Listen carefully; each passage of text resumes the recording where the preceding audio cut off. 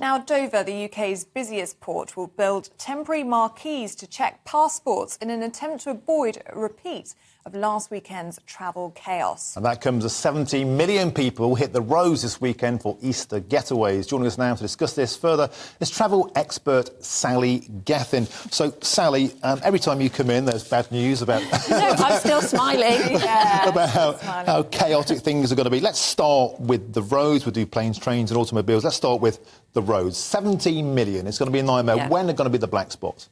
So, yeah, 17 million extra journeys going to be made. That's about 25% above normal traffic levels. And it's going to be every day pretty much over the bank holiday. And the worst times to travel are usually after 10 o'clock, between 10, say, and 4 p.m. most days. And the general travel advice, and from, you know, the RAC and the AA, is to try and get away very early on Good Friday tomorrow, and if not, try and pick a totally different day outside the weekend. But obviously people will want to get away, and if the weather improves, that's going to spur people to get on the roads spontaneously as well. Yeah. So the motorways are going to be the longer journeys is where the congestion delays are likely to take place. There's warnings that particularly the favourite holiday spots, Cornwall, the southwest, for example. So the motorway system is going to be affected. The M4 is likely to face delays. The M6, the M25 obviously is often... So all the places people need to go, basically. Yeah. So the other thing that we're all watching to wait and see and keeping our fingers crossed is the Port of Dover. Now, they have been putting a crisis management plan together, and they're doing a few things. So one is setting up a big marquee, particularly to look after the larger coach parties, to provide more processing, passport checks, facilities. And also they're talking to the ferry operators to stagger those sailings across the weekend to avoid, you know, those peak log jams that they were getting. And they're also, you know, trying to work with the French authorities, because obviously it's not all the fault of the Port of Dover in that regard. What about if you're flying out this weekend? How are the airports looking? Yeah, so Heathrow's not looking too good because there's a big security workers' strike there, particularly impacting Terminal 5. And actually, it's not so much at our airports in the UK, it's also when you travel. So at Portugal, there expect to be big problems there. Immigration staff are striking there, delays there. France is in disarray.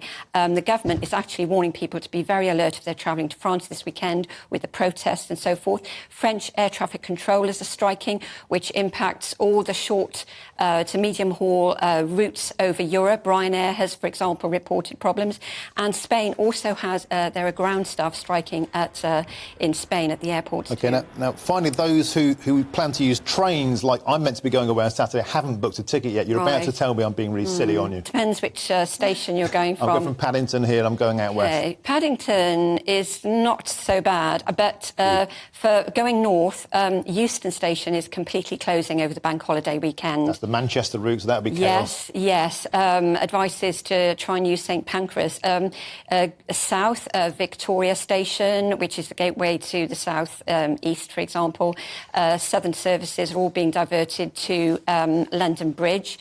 Many platforms they're closed. There's no Gatwick Express. So there's a few other problems, for example, at Marylebone Station and Charing Cross. There's some disruption with the Chilterns line as well. The advice is to check with your train operator, plan ahead if you can, and also use social media to update. The train operators are all using social media, Twitter particularly, and you can be double-checking that or follow them anyway, and also their own websites. And worst-case scenario, keep all your receipts. Most train operators offer some form of delay compensation. And Sally, just very briefly, if somebody is listening to this and thinking, oh, it's carnage out there, when is the best time this weekend to try and get away? Yeah, so it depends which mode of travel you're using, and obviously if you're committed, then you have to take that flight or whatever it is. But definitely try and get away before 10 o'clock tomorrow if you are going to hit the roads.